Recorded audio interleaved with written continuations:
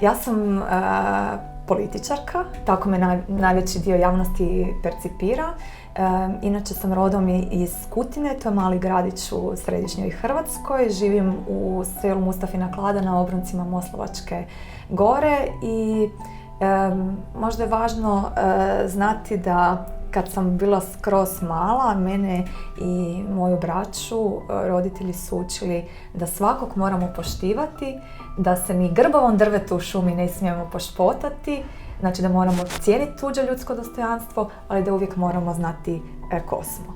I evo, možda nakon toliko godina i nakon završenih studija biologije na Prirodoslovno-matematičkom fakultetu u Zagrebu i teologije na Katoličko-bogoslovnom fakultetu u Zagrebu, mogu reći da sam istekla puno iskustva u politici, puno sam proputovala, puno ljudi susrela, ali ono što je mene učinilo ovakvom kakva jesam danas nisu niti škole, niti fakulteti, niti putovanja, niti važni ljudi koje sam susretala. Naravno da je to sve imalo određeni utjecaj i da je to bitan segment mog života. Ono što ja sam naučila za svojim obiteljskim stolom. Za obiteljskim stolom učimo kakvi ljudi trebamo biti i za to sam zahvalna svojim roditeljima. Često znam kad razgovaram s učenicima u školi i sa studentima im reći da zahvale svojim roditeljima što su od njih napravili prave, mlade, sjajne ljude.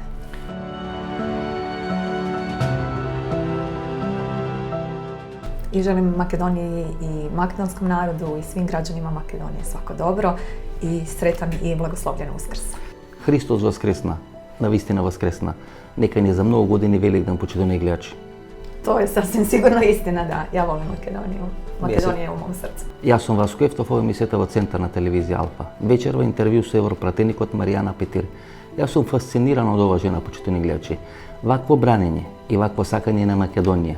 Жената не само во ова интервју, току изминатите 2 или 3 години им одржа вистинска лекција на македонските политичари на тема македонски патриотизам, како се сака и како се брани Република Македонија.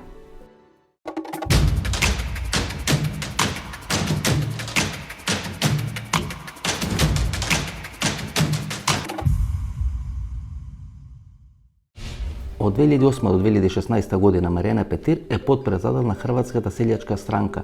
Тој е партијата на Стјепан Радич, кој 1928 година е екзекутиран или му извршен атентат во тогашното собрание на државата на србите, хрватите и словенците, кој подоцна станува Кралството Југославија.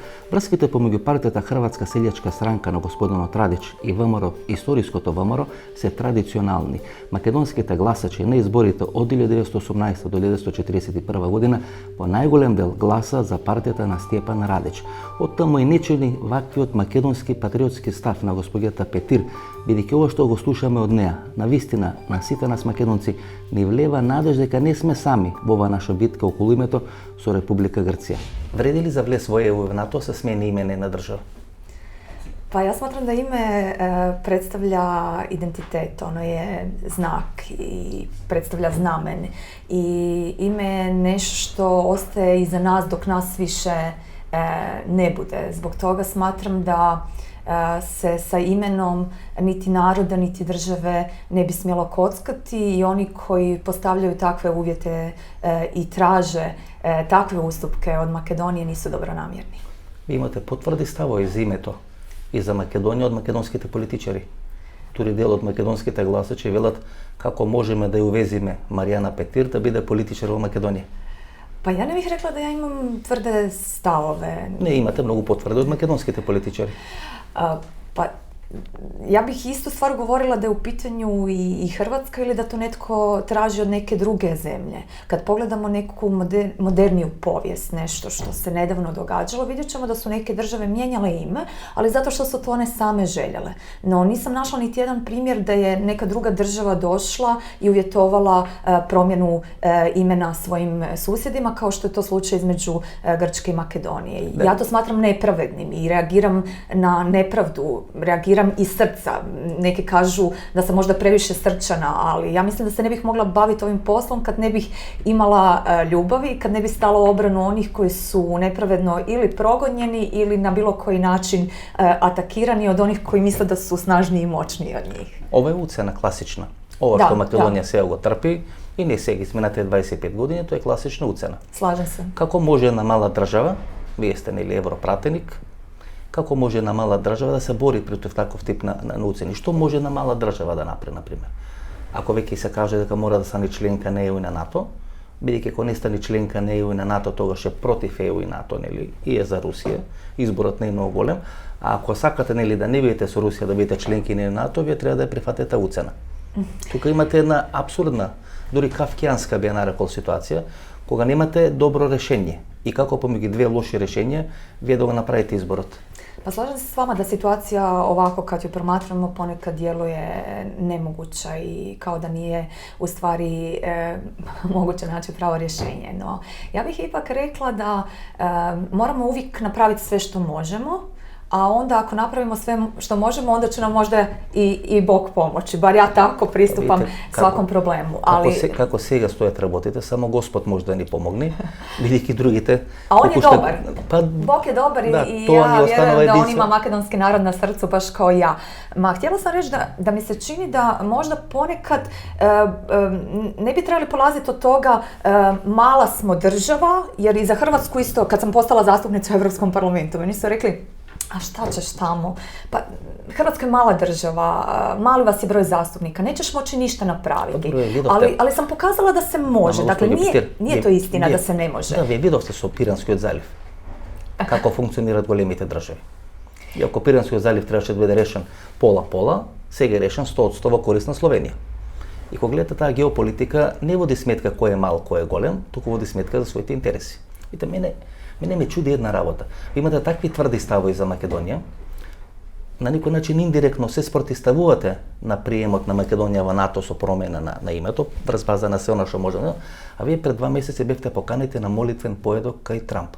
Со такви во основа анти-НАТО или анти-американски ставови сте поканети кај Трамп. Тоа покажува дека Ali ja nemam anti-NATO niti anti-evropske stavove, baš suprotno. Jer ne bi se zalagala da Makedonija uđe u NATO i u Evropsku uniju, da imam suprotne stavove. Ne bi bila zastupnica u Evropskom parlamentu jer bi to smatrala licemjernim. Jer smatram da Evropska unija i NATO kao asocijacije nemaju alternativu jer su one garancija mira i stabilnosti. I zato se zalažem da se upravo Makedoniji otklone prepreke. Ja sam ponudila rješenje. Dakle, ja nisam od onih političara opće prakse koji će nešto govoriti i nikakvih rezultata iza tog neće biti. Ja sam konkretno za pitanje Makedonije i Grčke ponudila rješenje da se primijeni ono kako smo mi razgovarali sa Slovenijom kad smo bili u predpristupnom procesu. Vi se sjećate da je Slovenija blokirala Hrvatsku zbog bilateralnih pitanja, ali se dogovorilo da će se Hrvatskoj otvoriti pregovori, da će se onda bilateralna pitanja rješavati tijekom pregovora. I upravo sam na taj način predložila da taj primjer koji imamo iz nedavne prošlosti, koji se pokazao kao jedan dobar primjer za rješenje problema, primijenimo na situaciju Makedonije i Grčke. Ja smatram da ovo ponašanje Grčke spada u sferu bilateralnog pitanja. Ako je to bilateralno pitanje, ona nije dio pravne stečevine. Ako nije dio pravne stečevine, onda ne može postati prepreka za otvaranje pregovora Makedoniji. Moja ideja je bila da se Makedoniji otvore pregovori, a onda tijekom pregovora ipak u jednoj drugačijoj, ne možemo reći relaksiranoj situaciji, ali sigurno u boljoj situaciji za dijalog se pokuša to otvoreno pitanje i vjerovatno neka druga koja još postoje riješiti. Nažalost, Grci su uvijek vrlo burno reagirali na taj moj prijedlog i žao mi je što kolege iz Europske komisije i vijeća nisu ipak dali šansu tom prijedlogu jer vjerujem da bi danas situacija puno bolje izgledala. I ние не сме против НАТО и EU. Меѓутоа, секој кој ќе каже дека не се согласува со едно, ајде да речеме, непристојно име или со еден непристоен предлог, па дури штетен предлог за Република Македонија, или ако некој не согласува со таков штетен предлог да станеме членки на НАТО и ЕУ, тогаш веднаш доаѓа оние етикети дека вие сте против НАТО, против ЕУ. Гледате, одеднаш сме во една тотално изгубена ситуација. Ние мораме да ја прифатиме уцената, ако сакаме да не бидеме означени дека сме антиамериканци, анти-ЕУ, анти-НАТО, и тогаш бираме помеѓу понижување е одредена етикета или одредено жигосување дека сме руски настроени или дека сме против евроатлантски настроени. И тоа е еден исклучително тежок избор. Ние не сме некоја држава која има капацитет таков притисок да издржи, не само политички, не само дипломатски, туку и безбедносен. Тоа Македонија веќе 3 или 4 години помино таа харанга. Преговорите траа 25 години, меѓутоа последните 3-4 години, што и сами сте свесни, една харанга низ која помино Република Македонија, јас не знам како воопшто на нозе останавме. Ja mislim da nitko ne treba prihvaćati nikakve ucjene. Znači, apsolutno sam protiv toga. Mislim da treba možda mijenjati strategiju. Mislite da je klasična ucjena? Prilikom, pa, ovo sasvim sigurno je ucjena jer se pokazalo nedavno da je vlada otvorila pregovore oko imena i da onda nije bila dovoljna geografska indikacija, već da se traži od strane Grčke da se u potpunosti izbaci korijen riječi Makedonija iz upotrebe, što apsolutno nije ni u kom segmentu prihvatljivo. Znači, dalo im se prst, oni traže cijelu ruku. No, ono što bih ja htjela napomenuti, meni se čini da je pristup cijelo vrijeme nekako nedovoljno proaktivan. Zašto to govorim? Kad je Hrvatska, opet ću reći naše iskustvo, koje sam više puta ponovila u Makedoniji, i žao mi je da ne postoji ta želja da se uspostavi dijalog između suprotstavljenih tabora i da se neki partikularni interesi i razlike stave po strani i europske integracije i pristup NATO-u postavi kao prioritet, gdje bi onda sve parlamentarne stranke zajednički gurale tu ideju i za nju radile.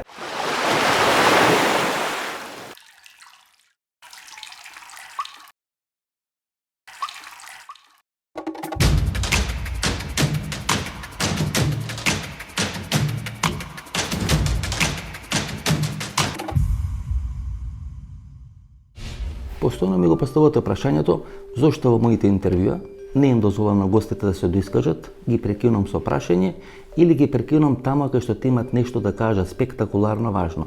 Гледате во овој интервју, почитувани гледачи, како гостинот може да каже што сака. Зошто? Бидејќи јас навистина сум воодушевен од тоа што го кажува госпоѓата Петир. Кој имате човек кој го кажува тоа што го сакате, тоа што го мислите и тоа што одговара на реалните работи, тогаш ниту еден новинар, вклучително јас, нема никаква намера да го прекинува соговорникот во моменти кога тој кажува интересни, важни и битни работи. Оттаму ова интервју со госпоѓата Петир не го снимам само на барање на нашите гледачи, туку го снимам како едно од ретките интервјуа последните неколку години кои го снимам со огромно задоволство. Тоа што не е можно Македонија тоа. Бидејќи ние тоа го сметаме како безбедносно прашање. Прашање на безбедносен интерес на Република Македонија. Грците сменија стратегијата и сега тоа го сметат како прашање на историско и на културно наследство. Значи, тие својата есенција на постоењето ја наоѓаат во името Македонија. Односно, тоа на византиска стратегија, кај што на едно место и словенско, и хеленистичко, и римско, па дури и ориентално се спојува, тоа е Византија. Грција, значи, сонува да биде наследник на Византија. Делот на словенството во Македонија или дел на словенството во Македонија, тие го сметат како свое есенцијално.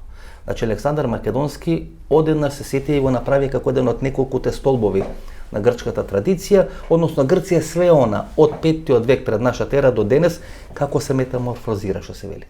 И ако така ги поставите работите, а ние сметаме дека тоа е клучно безбедносно прашање да станеме членки на ЕУ, а тие велат не, тоа е историско или културно наследство, тоа што ние мораме да се откажеме од тоа културно наследство, да тие ни дозволат да нема влеземе во безбедносни проблеми. Тука имаме различни нивоа на балансирање на проблемот. Затоа не може да го применимо и модел кој вие го велите, Хрватска и Словенија.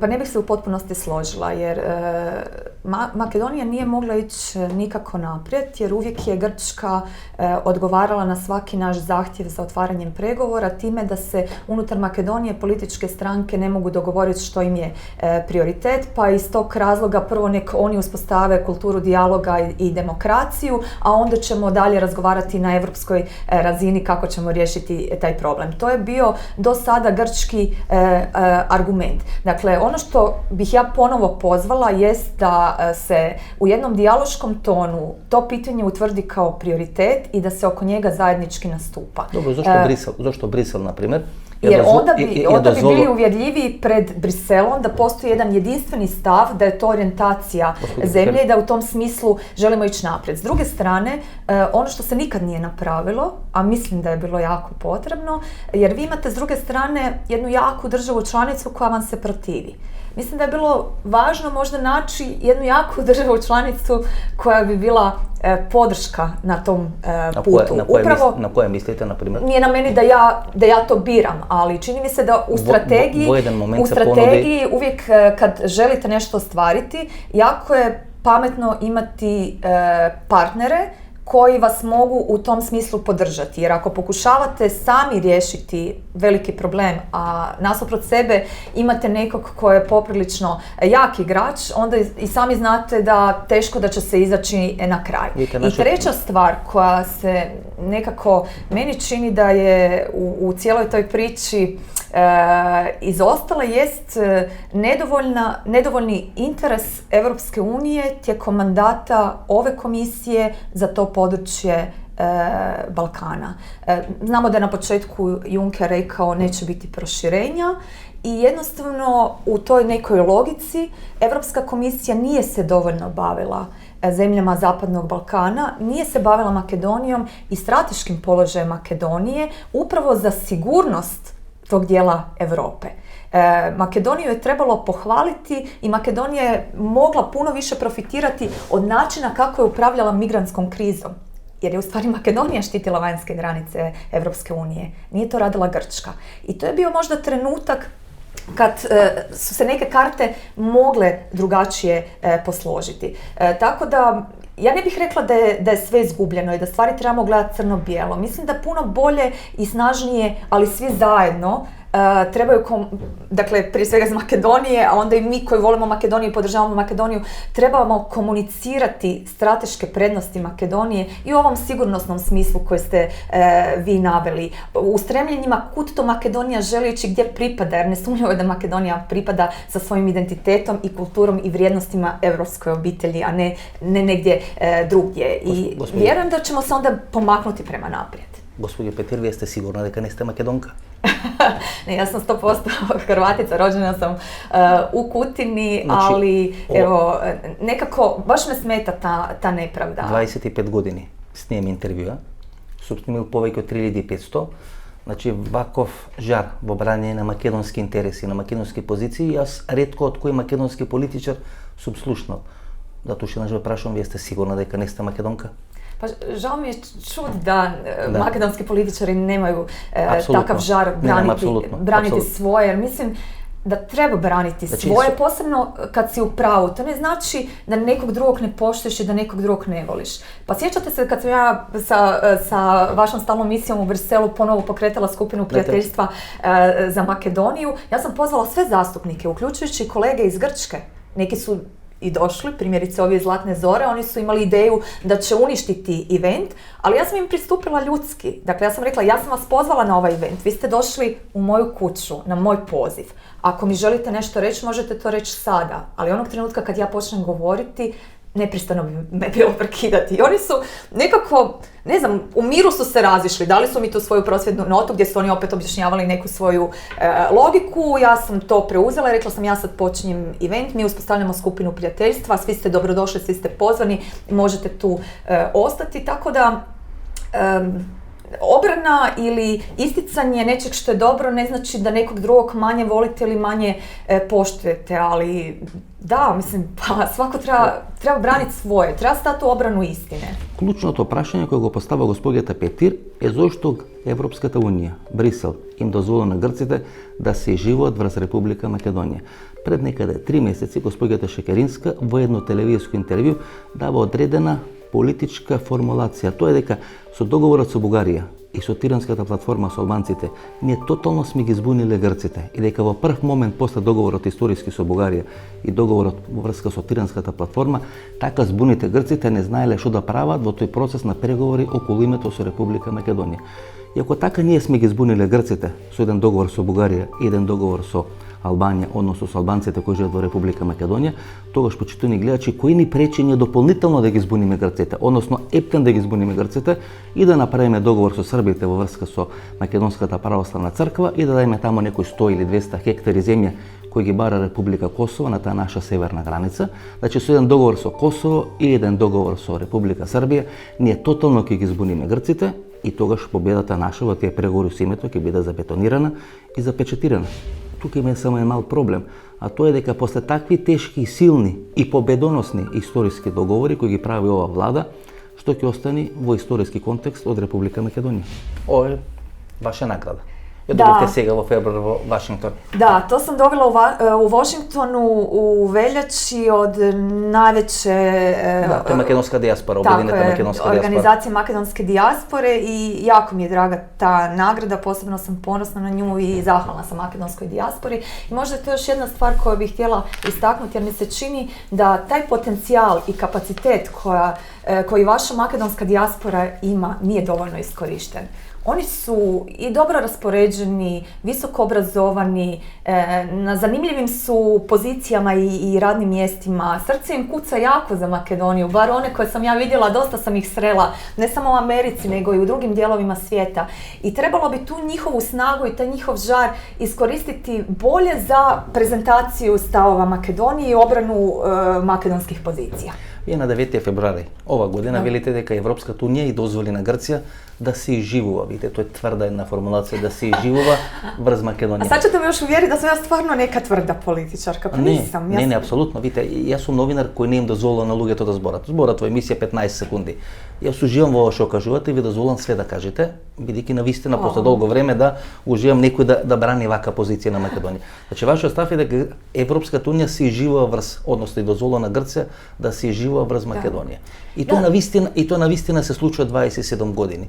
И навистина тие се изживуваат врз Република Македонија. И тоа многу малку луѓе надвор од Македонија тоа имале смелост или сакале да го кажат. Вие сте една од ретките кои тоа го кажува. Сметате и понатаму дека ЕУ ili Brisel i dozvolot na Grce da se živa vrz Makedonije? Da, ja mislim da Evropska unija ima dvostruke standarde, to je pokazala na primjeru Makedonije, jer ako se malo pomaknemo u naše susjedstvo, a ja doista želim našim susjedima sve najbolje i želim da uđu u Evropsku uniju i podržavam ih na tom njihovom evropskom putu, onda ćete vidjeti da primjerice su Srbiji otvoreni pregovori, a znamo da Srbija itekako ima veliku domaću zadaću i puno stvari koje spadaju u pravnu stečevinu nije ispunila, a pregovori su otvoreni. S druge strane Makedonija, koja je prije više od 10 godina, znači već 13 godina sad govorimo o vrlo dugom periodu, bila spremna, provela je sve što je bilo potrebno. Bila je spremnija nego neke druge danas države članice. I to se dvojni standard. Nisu joj otvorili pregovore. Drugo, znači, Evropska unija, zašto ja kažem dvostruki standardi? Nije to samo ovaj primjer. Dakle, možemo se opet vratiti na primjer Hrvatske i Slovenije. Dakle, oni nisu implementirali taj primjer na slučaju Makedonije i Grčke. Ali, od kad sam ja zastupnica, to je od 2014. od srpnja, do danas je Grčkoj isplaćeno posredstvom Evropske unije, što bespovratno, što kroz neka kreditiranja, preko 70 milijardi eura. Pa mene ne može niko uvjeriti da Evropska unija nema dvostruke standarde, jer da ima jednak pogled na cijeli taj prostor, onda bi rekla u redu, naravno Grčka država članica, trebamo joj pomoći, ali tu pomoć možemo također uvjetovati određenim stvarima, jer nam Makedonija treba kao faktor stabilnosti u tom dijelu Europe. I to je svakom ko razumije imalo politiku jasno da je Makedonija faktor stabilnosti i da unatoč raznim aspiracijama koje dolaze ne samo sa grčke strane, da budemo skroz jasni, nego iz drugih nekih država, Makedonija je ipak uspjela sačuvati tu stabilnost. Vi imate stav vo toj intervju od 8. februari ова година, кај што велите дека Грција всушност треба да ја признае Македонија под уставното име, а не тоа да се сведува на уцена на една суверена држава кон друга суверена држава. Веќе тоа е агресија. Бидејќи ние не живееме во 18 или 19 век, што агресијата само како воена агресија се третира. Кога вие барате некој да смени име, идентитет, kultura, tradicija, to je agresija po mene. Nedavno To sam- не е со da. пушка, но е агресија многу посериозна, со многу подлабоки последици, многу подалекосежни последици од тоа некој со оружје да ве натера нешто да направите. Ова натерува со притисок, со помош на Брисел, со помош на Вашингтон, со помош на целата меѓународна заедница. И ние гледаме како една држава треба да се обезличи во еден временски период. Тоа да стане територија, Ja а ne bih не, se а не složila s vama нација. da je to uz pomoć Evropske unije, uz pomoć Tako- Washingtona, tako dalje se nego zbog donese- njihovog nečinjenja. Да, мако дале. Znači oni su kao Poncije Pilat oprali Da, ruke da, gospođo i Petir. rekli su evo postoji to pitanje, rješavajte ga sami. Nek- Zbog njihovog nedovoljnog interesa mi smo u toj nemogućoj situaciji. Нешто се прави со правење, а нешто се прави со неправење. И нели во Slažem судска se. постапка Ali ono важно što е sam судат htjela reći, за правење или за неправење. nedavno sam čitala članke vaših znanstvenika iz Makedonije koji su govorili, promatrali su stvari kroz povijest makedonskog naroda, pitanje genocida. I sad naravno oni imaju različite aspekte kroz različite segmente povijesti gdje smatraju da bi se čak određene aktivnosti koje su se događale na području pojedinih gradova i općina u Makedoniji kroz povijesni tijek mogle smatrati i jednom vrstom genocida. Ja u taj dio ne mogu ulaziti jer nisam tu dovoljno stručna i to puštam povjesničarima, ali ova situacija kad ti jednom narodu želiš oduzeti njegov identitet, kulturu, vrijednosti, duh, prebrisati ga kao da nije postojao, kad mu uzimaš ime, to se sasvim sigurno može nazvati jednim duhovnim genocidom. Vidite, I to je ono što je nedopustivo.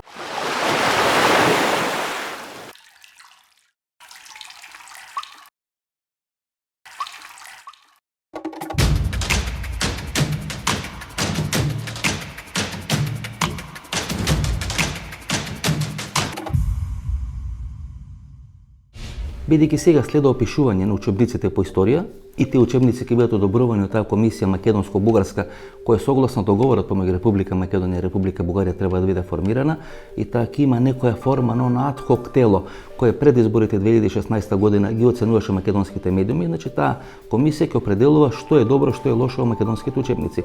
Од таму се и сите тие шпекулации дека СДСМ размислува можеби во наредниот период Министерството за образование да им го даде да го раководат кадри на ДОИ, бидејќи веројатно не сакат во еден временски период кога ќе треба да се менуваат македонските учебници кадар на СДСМ, во конкретниот случај потпредседател на СДСМ да стави подпис на менување на историјата во македонските учебници. Меѓутоа, за нашата емисија е интересен фактор. Ако сличен договор, како договорот со Бугарија, ни направиме во договор или во преговори со Грција, а господинот Кодзијас на таа прва средба и посета на Скопје некаде крајот на август минатата година побара или каже дека грците се заинтересирани да има исти таков договор со нив како што имаме со Бугарија, и ако во тие два договори бидат формирани такви ад-хок историски тела кои ќе ги проценуваат македонските учебници, не ќе дојдеме во една историска апсурдна ситуација. Ако бугарите велат дека во учебниците не треба да пише до 44 година дека Самуил бил македонски цар, а грците например пишуваат дека Александар Македонски не бил македонски крал, тогаш ние до 44 година нема да постоиме. Туку од 1944 година па нааму, одедно со некои авиони, хеликоптери или со други превозни средства сме донесени во Република Македонија. Ние ќе бидеме првата инвитро вештачка нација во светот, односно нација која не е зачната. Тука е направена од одредено тесто кој постоело тука во Република Македонија и после 44 година од тоа тесто е формирана македонската нација. Ето, господин Петир, ние треба да бидеме инвитро нација. Нација која на вештачки начин е направена. A ja se tom protivim. Vidite, во наводници Za нема... mene kaže da sam ja onako previše orijentirana na naravnom zakonu, tako da za mene znate, vidite, to ne dolazi u obzir. To je još jedan razlog zašto trebamo biti protiv ovakvih Ова aktivnosti. метафорички ви го кажу. Знам. Ние имаме договор со Бугарија. Во тој договор со Бугарија е предвидено дека учебниците по историја ќе ги прави или ќе ги договара на заедничка комисија помеѓу Македонија и Бугарија. И предпоставувате ако ќе дојде збор или ќе стане збор за цар Самуил, тама нема да пише македонски цар. Можеби во нашите учебници нема да пише бугарски, но сигурно нема да пише македонски. Нема да пише за ВМРО дека е формирана за одбрана или за ослободување на македонски територии. Гоце Делчев нема да биде македонец. A kako nije? Pa ja sam bila na njegovom grobu. Па така е. Но А у Македонија во е историските учебници кои Бугарија нели ќе треба да ги редактира и да ги одобри врз база на тој договор потпише помеѓу Скопје и помеѓу Софија, веројатно сличен договор ќе барат и грците. Ќе бара дека Александар Македонски не е македонец, дека е тоа дел на елинистичката култура и така натаму и така натаму. И во еден временски период со два евентуални такви договори, ние ќе си го поставиме прашањето, па чекате, како сме настанале ние? Тога сме настанале инвитро, значи нас некој не донел со хеликоптери, не направил тамо, како нели Исус Христос кој е инвитро зачнат од нигде никаде. Така значи македонците ќе бидат ко нација. Не сме Словени, не сме антички македонци, сме нешто со некој акт што е направен. Тоа е културен и идентитетски геноцид за кој вие говорите, ја само го дополнувам. Da, možda da, identitetski je možda bolja riječ od duhovni koju sam ja upotrijebila, ali svakako pokušaj da se zatre sve ono što jedan narod čini narodom, bez obzira što ga se fizički ne istrebljuje, sasvim sigurno može kroz međunarodno pravo ući u definiciju genocida. No, ja mislim da političari nisu dobili mandat mijenjati identitet naroda i zemlje. Dakle, niko nema za to mandat. Neovisno iz koje političke stranke dolazi. Dakle, mislim da je dijalog dobar i on je nužan. I rekli smo već, ne možemo sami, moramo tražiti partnere. No čini mi se da u tim aktivnostima koje se događaju u posljednje vrijeme, nekako u želji koju ja potpuno razumijem, da se stvari pomaknu sa mrtve točke, da se krene prema naprijed, rade se velike greške u koracima. Uvijek u tim razgovorima, posebno kad razgovaramo o osjetljivim stvarima, a osjetljiva stvar je kad te neko ocjenjuje da moraš mijenjati ime države, kad te neko optužuje da ćeš ih napast, da imaš teritorijalne pretenzije, što je, dakle to je smiješno. Dakle, tu se trebaju postaviti red lines, crvene linije koje se ne smiju preći. Čini mi se da je ipak i u tom dogovoru s Bugarskom došlo do prelaska tih crvenih linija u nekim segmentima, a ako se nastavi ovaj smjer razgovora sa Grčkom ovako kako je to krenulo, gdje se uvjetuje izmjena Ustava, onda se bojim da jednostavno je to nešto što makedonski narod ne opravdava, što makedonski narod ne prihvaća i što bi prije svega trebalo pitati makedonski narod prije nego što se donese neka konačna odluka. Gospodin Petir, pred 2 месеци pola milion ljudi u Grčiji protestira не против име Република Македонија, туку воопшто против име Македонија во било која варијанта. Протестира против идентитет, протестира против македонска култура. Значи, пола милион луѓе некој да извади на улица, да протестират против име идентитет или било што друго не на соседна држава. Тоа како би го дефинирале? Како тоа? Значи, ако Македонија е обвинета дека води иридентистичка политика контра Грција. Зошто? Бидејќи дел од аеродромите, дел од патиштата, некои споменици били направени, сме задирале со името во дел од нивната историја, ние водиме нели иридентистичка политика. Како би се дефинирала една политика кај што пола милион луѓе на 8 до 10 милиони грци, тоа е еден сериозен процент. Значи тоа е некаде 7 до 8% излезени луѓе на улица. Преку 70% од грците се согласни дека во името на државата не треба да е содржан зборот Македонија. Ако je našата politika irredentistička, to kakva je grčkата politika? Pa možemo to skroz banalizirati pa reći lakše izvesti ljude na ulicu i pred njih postaviti takozvanog neprijatelja, jer dok se oni bave sa Makedonijom, onda se ne bave sa vrlo lošim standardom i problemima koji su u Grčkoj, koji postoje od uvijek. No, ako Makedonija не е на граница со Грција, тоаш Грција ќе граничи со голема Бугарија или со голема Албанија. Колку кусогледи се грците. Значи една миролюбива Македонија не им одговара да биде сосед, а ќе им одговара на голема евентуално Албанија или на голема Бугарија. Тоа е апсолутно политичка кусогледост. И наместо грците од Македонија да направат најдобар сојузник, тие направија земја која сака да ја уништат. Што е апсолутно политички дилетантизам. Според мене. Не велам дека сум управо. Pa, dakle, ja se slažem s vama da pristup koji Grčka ima prema Makedoniji apsolutno nije prihvatljiv, nije dobar, ne može se ni na koji način opravdati i ne spada ni u kakvu razumnu strategiju. Ako pogledamo u nedavnu prošlost, onda vidimo da u stvari ti problemi izbijaju negdje krajem 80-ih. Kako to da Grcima prije tog nije Makedonija predstavljala problem. Dakle, s ljudima se manipulira u političke svrhe. Umjesto da se rješavaju problemi koji postoje u Grčkoj, ako ih ima jako puno. Jer mlada sam još kao što vidite, ali dugo pamtim, pa se sjećam kad sam bila još djevojčica, znači bila je poštapalica dužan si ko Grčka. Tako je. Dakle, ja bih voljela da se Grčka bavi sa svojim problemima i da prestane biti opterećenje Europskoj uniji i svima nama. Ne znam da li znate podatak da je u Grčkoj socijalna pomoć veća nego u Hrvatskoj prosječna plaća, a mi plaćamo tu socijalnu pomoć. Dakle, mislim da jednostavno pristup Evropske unije prema Grčkoj treba biti drugačiji, da ga treba promijeniti. Ne sekate da biti Jugoslavija, da ne plakete nerazvijeni područja, ko Makedonija, Kosovo i tako natamo, a svega plakete da je finansirate... Mi želimo samostalnost i tu samostalnost smo krvavo ostvarili i jako je dobro da je i Hrvatska samostalna i da je Makedonija samostalna.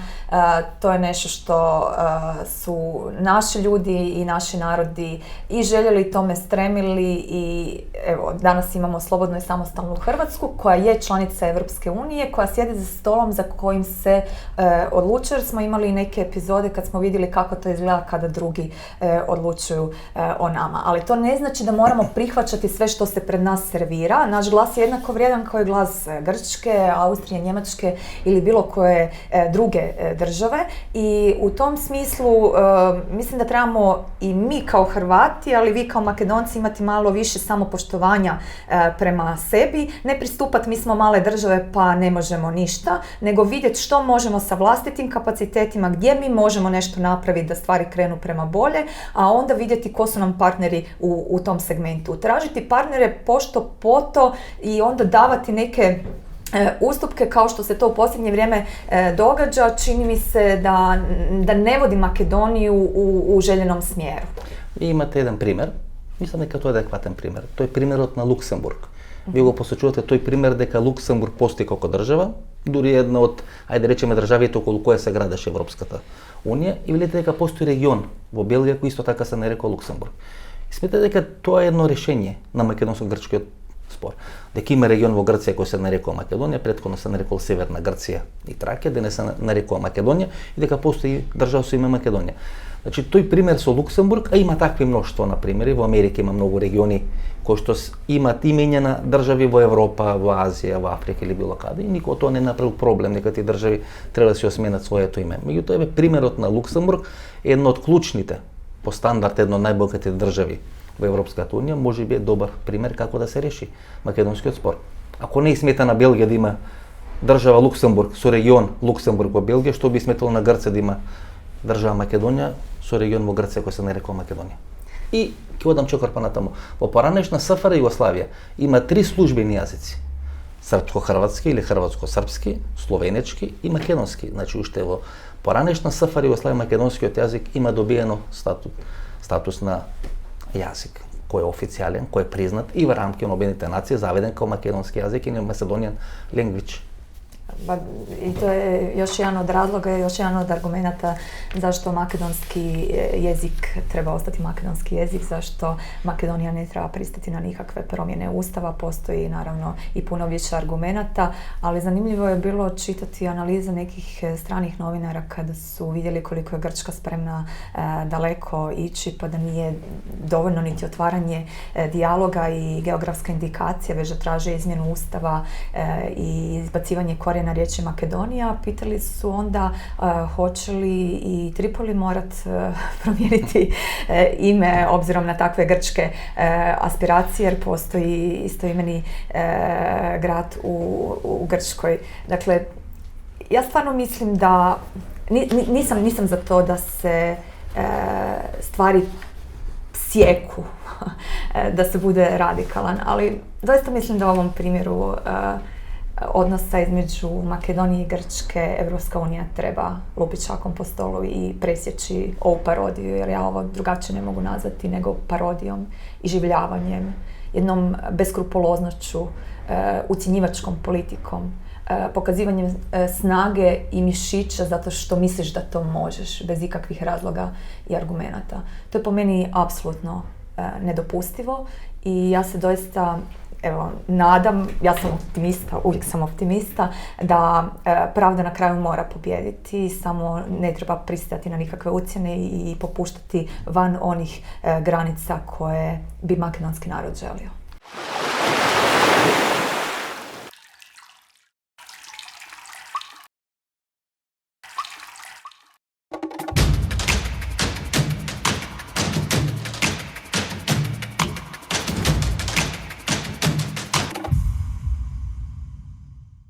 Зошто нема попис пред да биде спроведена главната одредница на тиранската платформа, а тоа е законот за двојазичност. Бидејќи не треба да има попис, почитувани гледачи, бидејќи попис регуларен во Република Македонија, очигледно треба да има после завршување на сите договори во тој контекст на македонци и албанци. Попис во Република Македонија треба да има од кога ќе бидат завршени сите подготовки за евентуална можна федерализација на Република Македонија. Бидејќи ако работите бидат поставени така како што треба да бидат поставени, прво да се направи попис, а подоцна врз база на резултатите на пописот кои може да бидат добри или лоши за македонците во Република Македонија, да бидат следствено влечени сите чекори, значи ако така се постат работите, тогаш нема да има никакви политички кризи и драматургија во рамки на Република Македонија. Меѓутоа, бидејќи сите ние знаеме какви ќе бидат пописните резултати, сите ние знаеме дека одредено малцинство нема да биде над 20%, тогаш потеците се влечат така како што се влечат, односно прво се прават сите активности и дури потоа 2020 година, можеби и понатаму ќе биде направен регуларен попис во Република Македонија. Зошто? За да биде поставено цоклето, да бидат поставени основите на тоа што треба да се случи во наредниот период, а тоа е да биде редефинирана сегашна или денешна Република Македонија. 20 јули минатата година имате интервју кај што велите измената на законот за езиците е против интересите на Република Македонија. Тој закон се смени. Вие уште пред половина година или пред 9 месеци рековте дека тоа е против интересите на македонците, на Република Македонија, на македонските национални интереси. Вие сте имали едно малцинство, говорам за србите некаде пред 25-30 години, кога ја уценуваше хрватската држава, кога правеше балван револуција, кога правеше парадржави во рамки на хрватската држава. Поминавте низ една катарза, поминавте низ еден тежок процес, додека не ја застанете Хрватска на нозе. Република Македонија после 25 години, ние се сметавме во времето кога Хрватска војуваше дека сме оаза на мирот, очигледно не сме биле, туку времето не ни дошло да бидат кризи правени во Република Македонија. Одеднаш Република Македонија, мнозинството во Република Македонија е уценувано малцинството во Република Македонија. Вие сте го поминале тоа. Значи, јас не сакам да ве натерам да се карате со грци, со албанци, со бугари. Значи, не могу со свима се свати. Не ми е идејата на интервјуто тоа. Меѓутоа, видите, точно ги погодувате поентите. Кој секој просечен македонец кој се свака својата држава, истите овие работи. Можеби не така вешто како вие би ги кажал. Македонците се денес уценувани и во Европа, но и во својата држава, и тоа е проблемот. Да, тоа развива фрустрации кај македонците. Прашање на време како тие фрустрации ќе се излеат. Се надам дека мирољубиво ќе се излеат. Меѓутоа, знаете, никој не може да контролира фрустрација на народ. Pa nekako meni se čini da bi bilo logično da se prvo napravio popis stanovništva u Makedoniji, a onda na temelju tog išla mijenjati zakonska regulativa. Moj dojam je da se ovdje rade stvari naopako. Dakle, ja apsolutno podržavam to da nacionalne manjine imaju sva prava, pa Hrvatska je najbolji primjer. Dakle, sve naše nacionalne manjine su ugrađene u Ustav Republike Hrvatske. Mislim da smo po tom jedna od rijetkih država uopće u Europi koja toliko poštuje nacionalne manjine. Oni mogu birati svoje predstavnike u Hrvatskom saboru, na razini gradova, općina, županija, dakle tamo gdje je zadovoljen taj postotak njihove prisutnosti. Oni imaju pravo i na dvojezičnost, dakle u okviru onog što Ustavni zakon o nacionalnim manjinama dozvoljava. Ali takve stvari možete detektirati onda kad znate gdje je koliki postotak primjerice srpske nacionalne manjine ili talijanske ili albanske ili slovačke ili bilo koje druge sada, jer ne mogu ih naravno sve pobrojati. Dakle, meni bi bilo logično da je u Makedoniji prvo proveden popis stanovništva i da se onda vidjelo u skladu sa makedonskim zakonom gdje postoji potreba za dvojezičnošću, a gdje se nisu stekli uvjeti.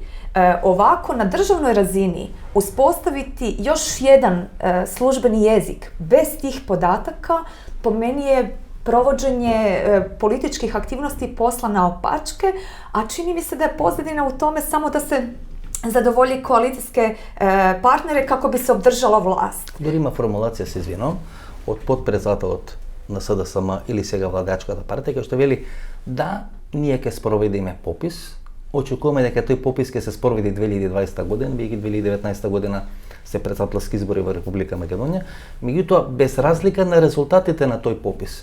Овие права кои албанците сега ги добиват со оваа тиранска платформа, со оваа двојазичност, се стекнати права. Значи, без разлика на резултатите на пописот, стекнатите права нема да се менуваат. Може би е тоа стратегијата. Пописот да биде направен, од кога ќе се дадат сите права.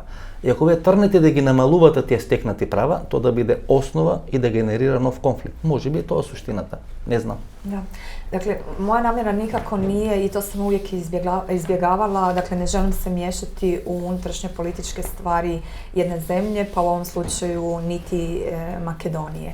No, ja sam samo rekla kako se meni čini da bi stvari trebale imati svoj redoslijed. Dakle, logično je da se prvo napravi popis stanovništva, a onda temeljem zakona o nacionalnim manjinama vidi se gdje nacionalne manjine ostvaruju neka još dodatna prava. Ovako, promjena zakona o jezicima na način na koji se to napravilo, gdje je predsjednik Ivanov stavio veto na izmjenu tog zakona, neuvažavanje glasa oporbe, neuvažavanje glasa makedonskog naroda koji je većinski u Makedoniji. Dakle, Makedonija ima svoje ime i ima većinski narod. Dakle, i to se treba poštivati. To se nekom može sviđati ili se ne mora sviđati, ali ako neko ne voli Makedoniju ovako kakva je, ako ne poštuje to što Makedonija jest, onda treba razmisliti da li je Makedonija dobar odabir za život, jel?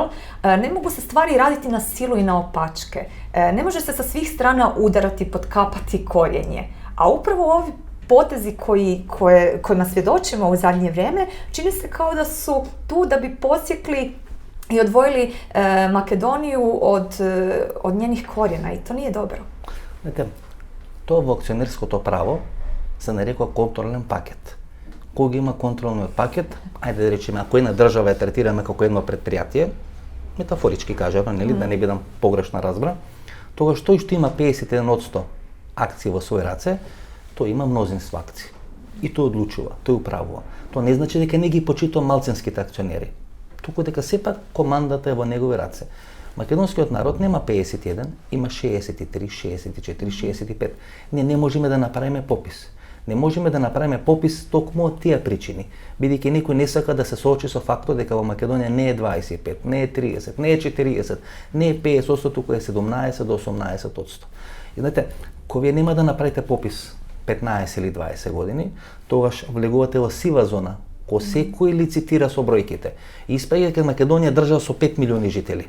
Бидејќи ако има, не знам, пола милион или 1 милион албанци, па има, не знам, 200 или турци, па не знам, имат 500 или роми, па не знам, има грци, па има срби, тоаш Македонија 5 милиони и ние сме поголеми од Хрватска. Da, teško je u stvari napraviti dobru analizu, ali... Vi je napravite. Vi je u intervjutu na 9. Ja mart. mislim da jedino pošteno i pravedno bi bilo da se prvo napravio popis, a onda da su nakon tog uslijedile neke druge aktivnosti. Ovo je po meni obrnut postupak koji ne vodi u dobrom smjeru. Вие на 9. март минатата година ја направихте анализата. Имавте интервју кај што велите дека не смее да дојдеме у ситуација за судбината на Македонија и на македонскиот народ да одлучува некој од надвор. Да. Тоа е вашиот став во врска со Тиранската платформа. Така дека не смее некој за еднината на Македонија да одлучува надвор од македонските граѓани, надвор од македонските граници. Да се одлучува без разлика. Во конкретниот случај се одлучува во Тирана. Е недопустиво. Slažem se. Ja sam na to reagirala i opet mogu tu upotrijebiti zlatno pravilo da sve ono što ne želim da drugi meni čine, neću ni ja drugima činiti ili ako to obrnemo, može se reći drugačije, ali ja osobno ne bih voljela da je netko hrvatsku vladu dogovarao u Beogradu, pa onda ne volim niti da neko makedonsku vladu dogovara u Tirani. I to je po meni stvar jasna. Makedonija je suverena država i u okviru te suverene države moraju postojati dovoljno snažni i jaki demokratski kapaciteti i ozbiljni političari kojima je prije pomisli na to koliko će dugo vladati na prvom mjestu makedonski narod i dobrobit makedonske države. Ti poduhvati koji su se događali, gdje se sjedilo na sastancima pa se onda išlo na briefinge u neke ambasade, gdje se nešto dogovorilo pa se onda odlazilo u neke druge države na razgovore, ja smatram antidemokratskim procesima koji vode rušenju pravnog sustava jedne države. I doista mislim da je to jedan od loših primjera na koji način se dogovarala koalicija, zato što se koalicija, bez obzira ko se s njom slagao ili ne slagao, oni koji izgube izbore imaju se pravo ljutiti, oni koji su dobili većinu imaju pravo upotrijebiti svoje instrumente da sastave vlast, to je sve legitimno, ali se o takvim stvarima treba razgovarati za makedonskim stolom, a ne za nekim drugim.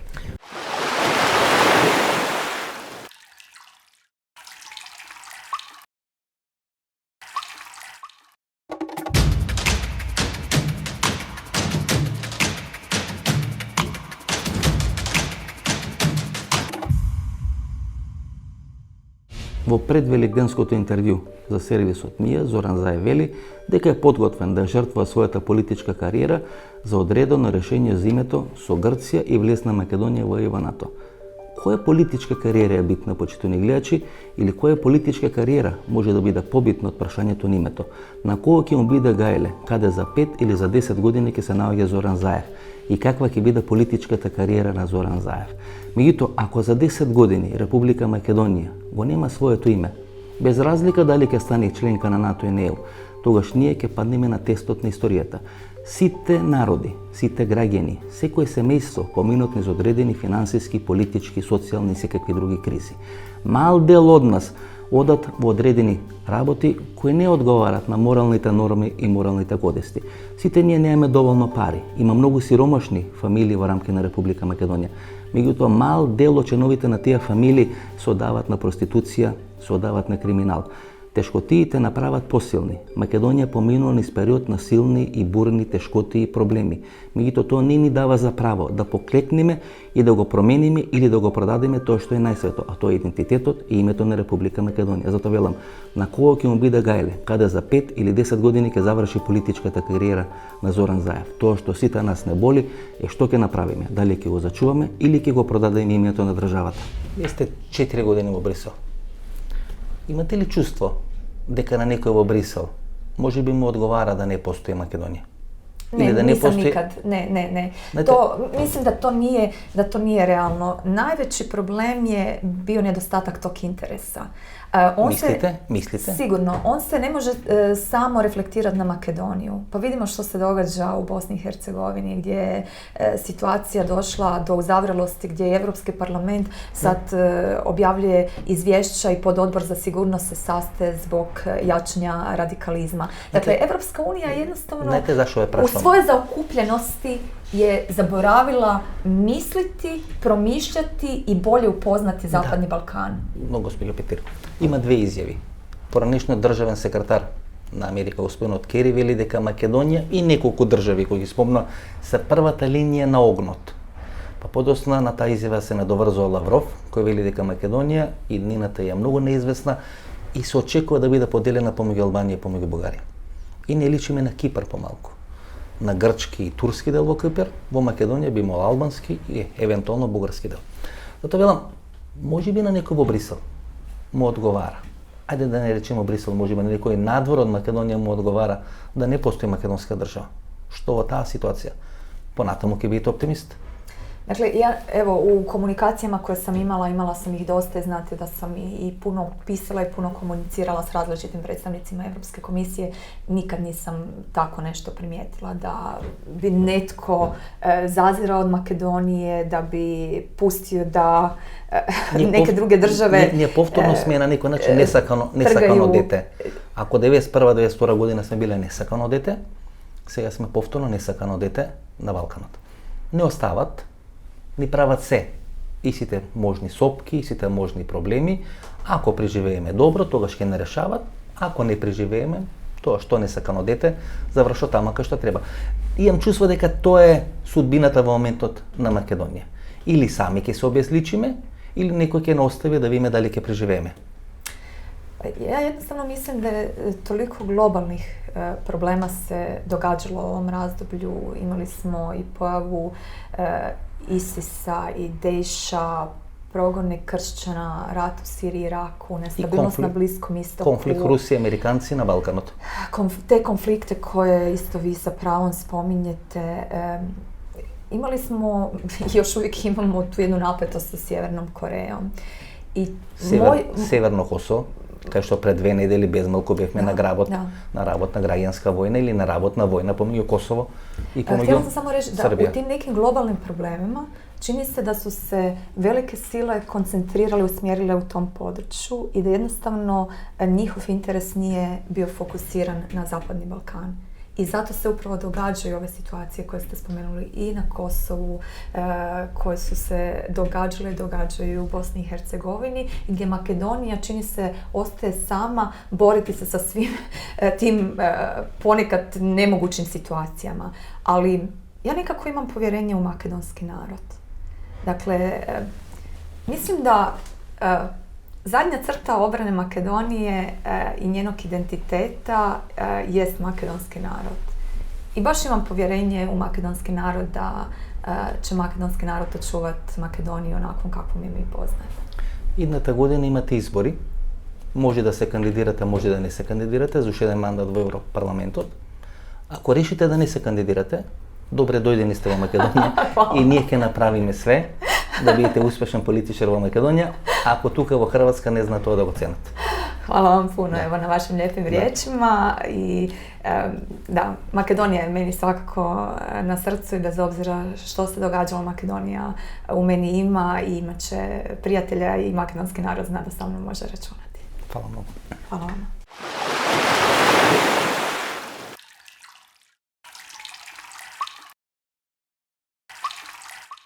Ова беше емисијата во Центар, сум Васко Ефто, почитувани гледачи, ние се гледаме идната недела во истото ова време. На крај, како што почнавме, Христос воскресна, навистина воскресна, нека ни е за многу години Великден.